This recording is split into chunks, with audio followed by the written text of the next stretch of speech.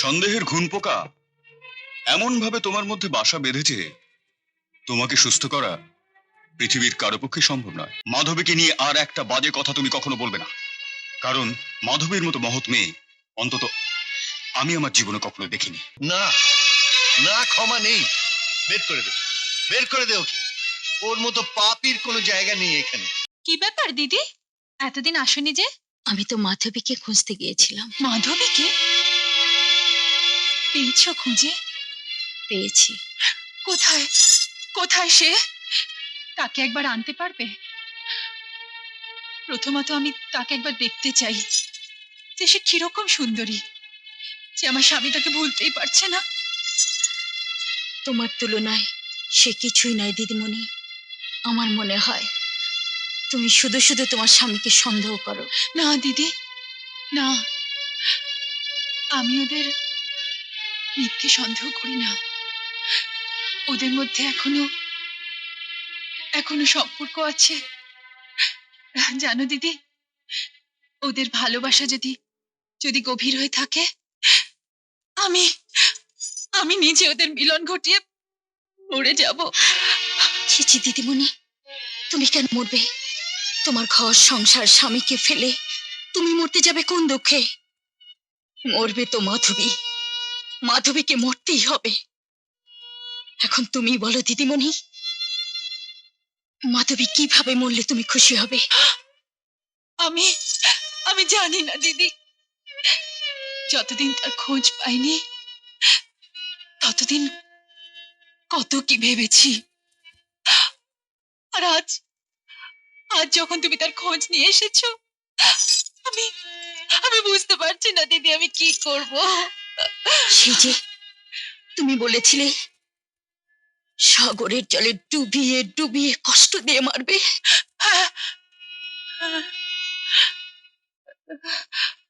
আমি তাই করব দিদিমণি। সময় মতো একদিন তাকে সাগরে নিয়ে গিয়ে ডুবিয়ে ডুবিয়ে। না দিদি, তুমি তো তাহলে খুনি হয়ে যাবে। আমার জন্য তোমার মতো মেয়েকে আমি খুনি হতে দেব না। আমি কেন খুনি হতে যাব? শুনেছি টাকা পেলে এই কাজ করার মতো অনেক ভাড়াটিয়া খুনি পাওয়া যায়। তেমন কাউকে না হয় তুমি।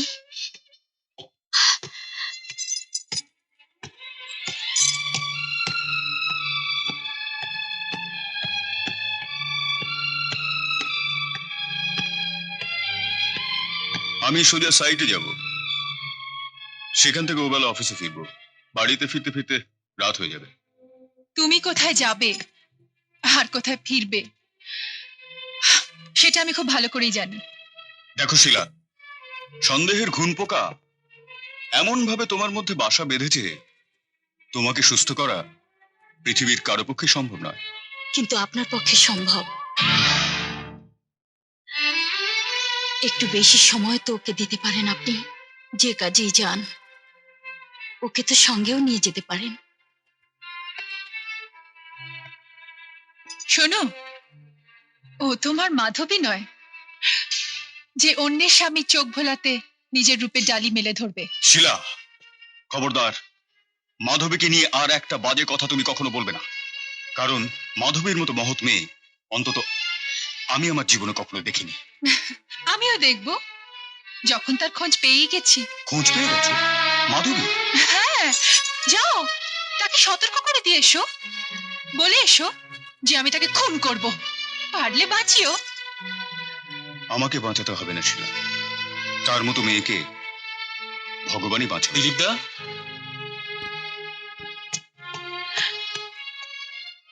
কে?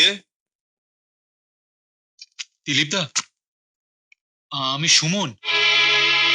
সুমন, তুমি এখানে? কি অবস্থা তোমার? এই কিছু না দিলীপ দা, এই আমার পাপের শাস্তি। স্ত্রীর প্ররোচনায় অন্ধ হয়ে আমি আমার মায়ের মতো দিদির গায়ে হাত তুলেছিলাম। সুমন! হ্যাঁ দিলীপ দা, আর সেই রাতেই বাবা আর চম্পাকে নিয়ে দিদি বাড়ি ছেড়ে চলে গেছে। আর সেই থেকে পাগলের মতো আমি ওদের খুঁজে বেড়াচ্ছি। শেষে ভাবলাম যদি তোমার কাছে এসে থাকে। না, এখানে তো আসেনি।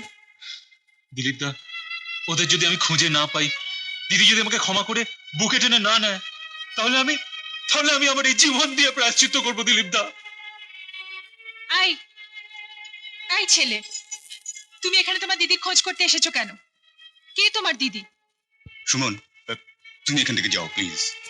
দাঁড়াও, বলো তোমার দিদির নাম কি? আগে মাধবী। বলো, বলে দাও ওকে। কোথায় নিয়ে তুলেছো তোমার রক্ষিতাকে? শিলা,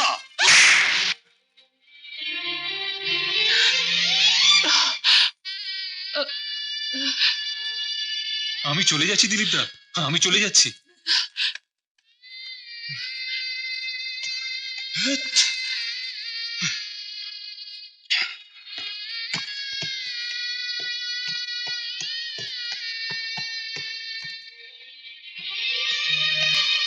দিদিমণি, দিদিমণি, দেখলে দিদি, দেখলে? হ্যাঁ দেখেছি। মাধবীকে আর বেশি দিন সময় দেওয়া যায় না। আমি ব্যবস্থা করতে যাচ্ছি, তুমি লোক ঠিক করে ফেলো। আমি আমি সময় মতো তোমাকে জানাবো।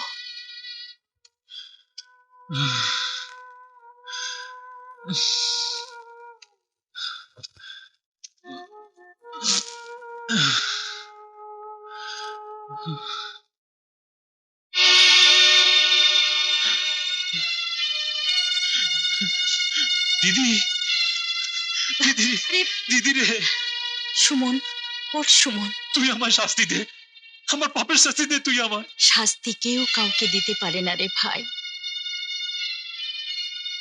যার শাস্তি সে নিজেই পেয়ে যায়। যে কষ্টে আজ তোর বুক ভেঙে যাচ্ছে, এটাই তো সবচেয়ে বড় শাস্তি রে। না দিদি না, এই হাত তোর গায়ে তুলেছিলাম, তুই আমার এই হাতটা কেটে ফেল। এই মুখ দিয়ে তোকে আমি খারাপ কথা বলেছিলাম। সুমন, চল বাসায় চল। বাসায়? কি মুখ নিয়ে আমি বাবার সামনে দাঁড়াবো দিদি? বাবা কি আমাকে ক্ষমা করতে পারবেন? না, না ক্ষমা নেই। বের করে দে, বের করে দে ওকে। ওর মতো পাপীর কোনো জায়গা নেই এখানে। বাবা, পাপি তাপি যাই হোক, ভগবানের পায়েই তো ঠাঁই নিতে আসে। তুমি জোর ভগবান বাবা। না, আমি ভগবান নই, আমি বড় সাধারণ মানুষ। চলে যেতে বল ওকে, চলে যাক ওর স্ত্রীর কাছে, ওর সেই বড়লোক শ্বশুরের কাছে। বাবা, আমি সবাইকে ছেড়ে চলে এসেছি বাবা, চিরদিনের মতো সবাইকে ছেড়ে চলে এসেছি। জুলির সঙ্গে, জুলির বাবার সঙ্গে আমার আমার আর কোনো সম্পর্ক নেই বাবা। কি বললি? হ্যাঁ দিদি, জুলিকে আমি ঘাড় ধরে বাড়ি থেকে বার করে দিয়েছি। সুমন, সব অপরাধের ক্ষমা হলেও তোর এই অপরাধের কোনো ক্ষমা নেই। দিদি, ওরই জন্য সবকিছু ঘটেছে। ওর বাবা ওকে কুপরামর্শ দিয়ে দিয়ে। থাম, স্বামী স্ত্রীর সম্পর্ক এত ঠুনকো নয় যে একটু আঘাতেই তা ভেঙে যাবে। ওর বাবার কথা থাক, স্বামী হিসেবে তুই কি দায়িত্ব পালন করেছিস? স্ত্রী খারাপ হয়ে গেলে স্বামীর কর্তব্য ভালোবাসার শাসন দিয়ে তাকে ভালো করে তোলা। যা, চলে যা এখান থেকে। জুলিকে নিয়ে যদি ফিরে আসতে পারিস, আমি কথা দিচ্ছি সবার ক্ষমা পাবি তুই। আমি কথা দিচ্ছি বাবাও তোকে ক্ষমা করে দেবেন। যা, যা। ঠিক আছে দিদি, আশীর্বাদ করো আমি যেন কালই জুলিকে নিয়ে তোমার কাছে ফিরে আসতে পারি। আসি বাবা। এত বড় কথা বৌদি কি বুঝবে? কেন বুঝবে না? জুলিও তো নারী, মায়ের চেয়ে।